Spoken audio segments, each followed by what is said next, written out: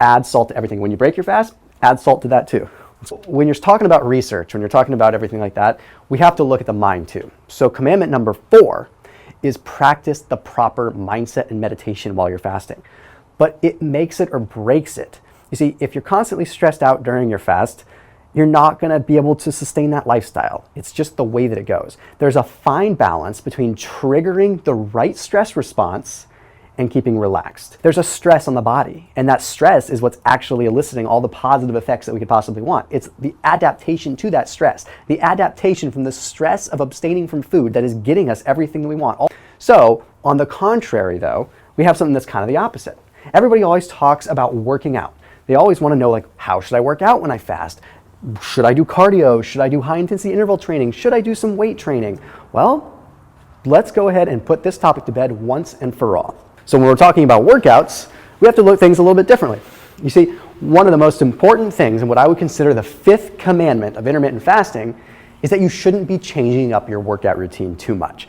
Sure, I've done videos that break things down a little bit more, and I break them down into, like, what is the ideal workout time, what is the ideal time to work out, period of time to work out, etc., etc. But realistically, you want to still train hard. People we want that stress response to occur, at least physiologically, not necessarily mentally, but physiologically, because what that's going to do is that's going to allow more epinephrine and norepinephrine. These big spikes in adrenaline and noradrenaline and epinephrine and norepinephrine. I know that doesn't sound like a good thing, but it is, okay? So a lot of the benefit from a fat loss standpoint that we're getting, at least metabolically, with intermittent fasting or fasting, is all coming from adrenaline and norepinephrine. You see, it does interesting things. When we have increases in adrenaline, we have increases in fatty acid mobilization.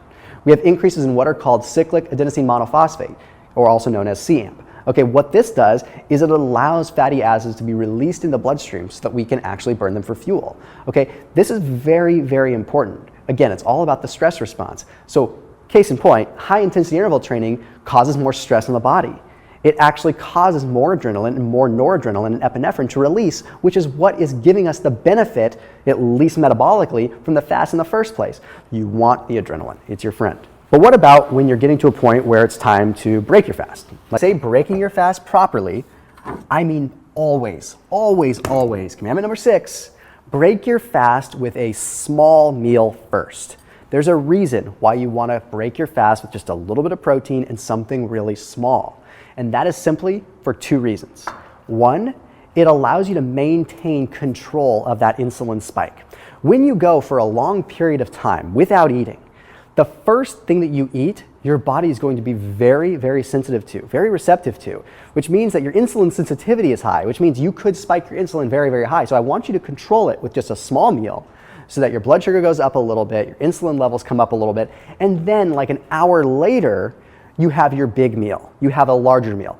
But the other reason I want you to do this is simply for the psychological reason.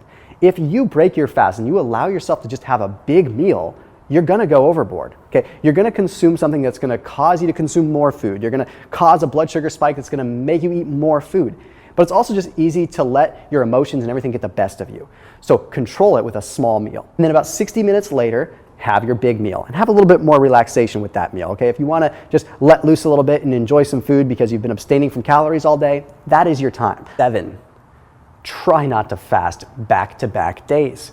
I know this goes against the grain of everything you've probably heard on YouTube or you've watched in a lot of videos.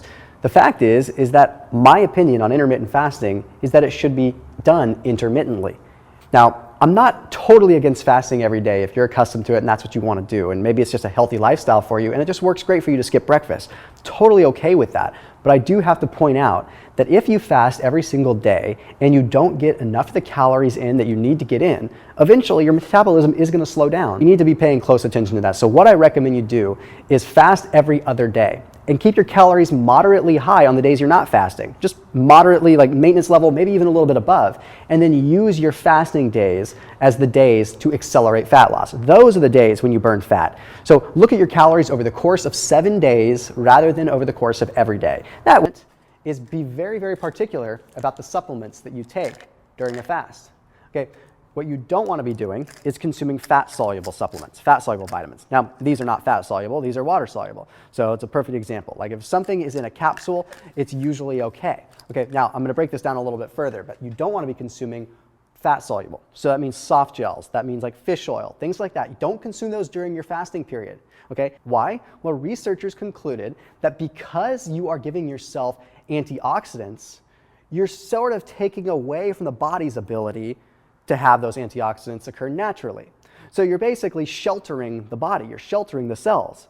You should be letting the body get stressed out, letting the body do the work. There it is again. We want the body to be stressed when we're fasting. So the antioxidants actually help the body out too much. They make it easier on a cellular level. Guys, this isn't just a mental game. We're not just trying to get to 16, 20, 24 hours of our fast. We're not just trying to get to the end of the fast. Okay, that's way too linear. We have actual processes that are going on in our body that we're trying to embrace. So commandment number 9 is fasting for a minimum of 16 hours.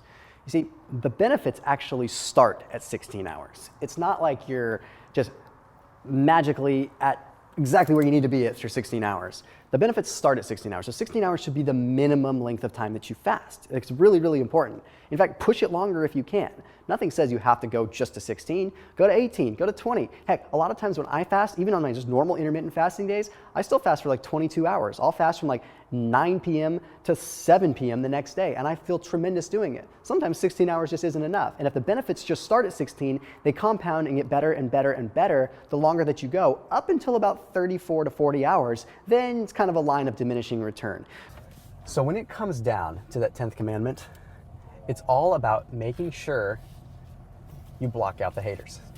Okay, now what I mean by that, I don't want to just say that, I don't want to focus on the haters a bunch and say that like you should even give them any attention. But the fact is, when you are fasting and when you're practicing any kind of healthy lifestyle, really to boot, you're going to have people that are going to say things. You're going to have people that are going to tell you that you're crazy and that you're doing the wrong thing. And they're going to tell you that intermittent fasting is dangerous and that you're crazy for skipping meals. And they're going to tell you these things. And the fact is, you have to just ignore them. You have to rise above. You're going to make amazing, amazing progress because this method works. So if you're on the fence of intermittent fasting and you're just really just ready to try it, but you're just maybe have some people in your ear that are making it tough, remember the 10th commandment. Remember Thomas's 10th commandment, which is do it for you. Do it for you and nobody else. Don't go out there and try to please your family with this. Don't go out there and try to please anybody else because you know like what they say on an airplane, you can't help anyone until you help yourself. Put your oxygen mask on yourself first. Do what's best for you and live by your 10th commandment. Your 10th commandment might be different from my 10th commandment, but I have to remember that the more attention that I get and the more just overall traction that I get online and the more people that see my videos, the more haters that come out. They don't like my style. They don't like my style of eating. They don't like my style of not eating. So I hear it all the time, and you're going to hear it too. But it might change for you. It might be something different. For you, it might be less about the haters, and it might be more about, does it make you feel good? Okay, so you don't always have to dwell on the negativity. You could dwell on the positive. Like if your 10th commandment is just to be happy and enjoy it, then that could be fine. It's a little bit ambiguous. But the point is, march to the beat of a different drum.